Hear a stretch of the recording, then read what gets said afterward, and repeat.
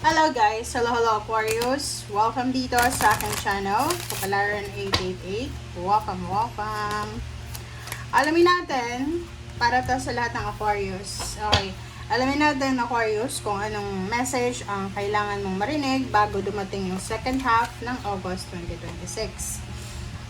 Since nasa nasa Saturn retrograde tayo.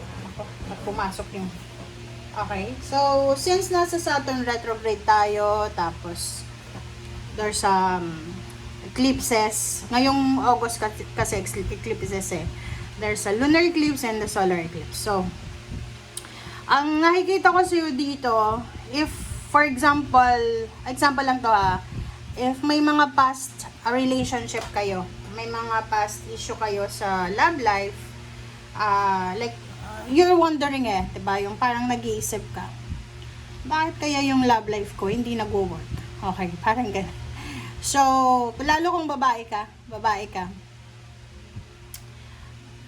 possible hindi nag-work yung relationship mo, or gusto mong mabuntes pero hindi ka nabubuntes.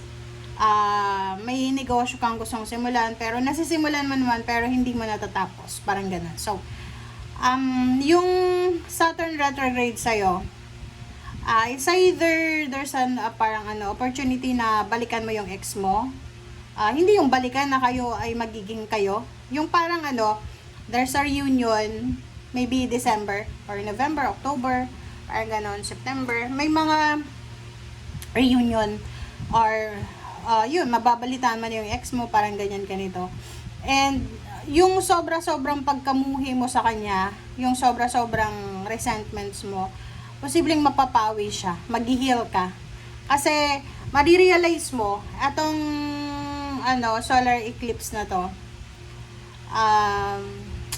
marirealize nyo guys na you're blessed, or there's a reason na kaya kayo nagkahiwalay, kumbaga ganun. So, yung mga iba sa inyo Aquarius na hindi pa maka-move on sa mga past traumas, past relationships, ngayon ngayon yung kasagutan sa inyo ng universe na, uy, Aquarius, kaya ganito yon kasi hindi kayo pwede, kasi ikaw ay naka-destiny ka sa isa or sa ibang tao, parang ganun.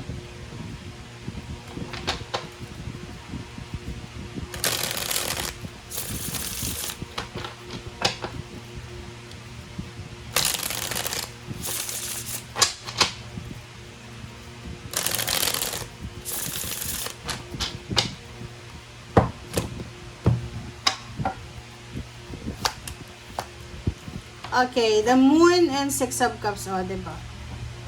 Yun.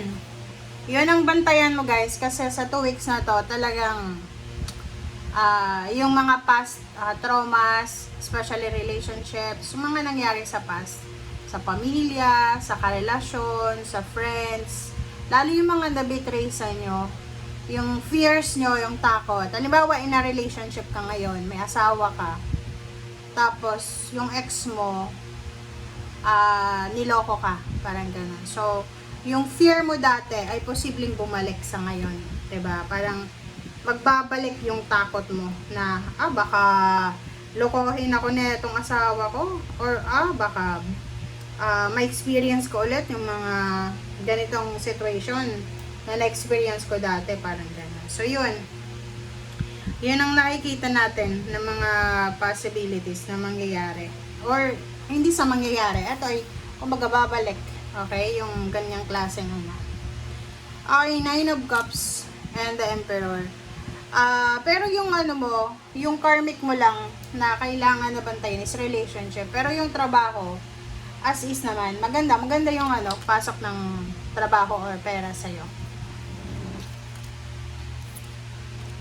Diba? 10 of Swords, sabi ko sa'yo, napakarami mong grudges, resentments, kahit sa kapamilya, sa relatives.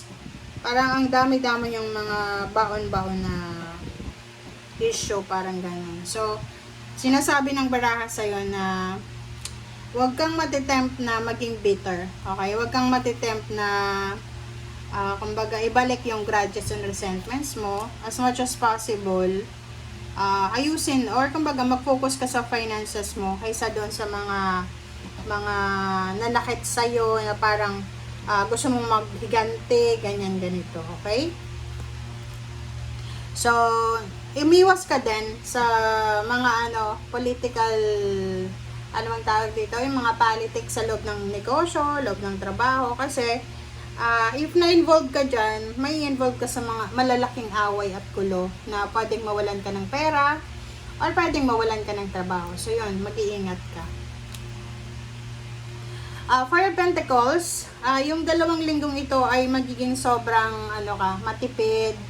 Sobra-sobra kang magiging aware sa mga gastos mo, magiging aware ka sa mga expenses natin. And sa nakikita ko sa'yo dito, love life din, kung wala kang love life ngayon, focus ka na muna sa finances mo, okay? Focus ka muna sa finances mo, lalo na kung breadwinner ka, okay? Para sure na sure yung financial freedom mo pagdating ng araw. And yung love life, kung medyo bata ka pa naman, wag ka munang maging seryoso sa mga love life na yan, sa pakikipag-live-in, lalong ganon, okay? Queen of Swords, and then 5 of Swords. So, yun. May mga plans ka. There's a future plans na siguro, much better na pag-isipan mo muna. Lalo yung sabi ko sa mga, sa mga Gemini, since same sign kayo, yung kasal, guys. Kasal, pakikipag-live-in, pagbubuntis, re-resign, ganyan. Mag-iingat kayo. Huwag kayong magmamadali. So, dito sinasabi ng baraha na dahan-dahan ka lang, okay? You need to be careful kasi mapapagod ka eh. There's a parang pakiramdam, makakaramdam ka sa 2 linggong ito ng sobrang pagod, exhausted ka. Mapapagod ka talaga. Physically yan na magiging parang pakiramdam mo, ba't ba kakatulog ko lang tapos antok na naman ako? Ba't ba kakakain ko lang tapos gutom na naman ako? At parang feeling drained ka, okay? So, huwag tayong magmamadali. Huwag nating madaliin yung pangarap natin. And may mga pangarap ka, may mga gusto ka na posibleng ma-delay or pwedeng matigil. So, kung nagpapatayo ka ng bahay, pwedeng hindi matuloy, pero hindi ka dapat mawala ng pag-asa. Pwedeng accept mo na wala kang budget, parang ganun. So, looking forward sa future, sinasabi ng baraha sa'yo na yun, huwag kang masyadong anong tawag dito, huwag masyadong mataas yung mga gusto nating mangyari sa buhay natin. Kasi sa nakikita ko sa'yo dito, napapagod ka, gawa ng ang taas-taas ang pangarap mo, ang taas-taas ng pride mo, parang ganun. Walang kompetisyon, guys, okay? Sinasabi ng baraha sa'yo na just go with the flow lang. Okay naman maging masipag, pero to the extent na wala ka ng balance sa buhay mo, wala ka ng oras sa love life, sa physical health, and you need to celebrate your success. Small success, still success. And mag-iingat tayo sa pera, kasi hindi lahat ng nakangiti sa'yo ay kaibigan mo, hindi lahat ng nakangiti sa'yo ay walang balak na masama laban sa'yo. Okay? Thank you, guys. Bye!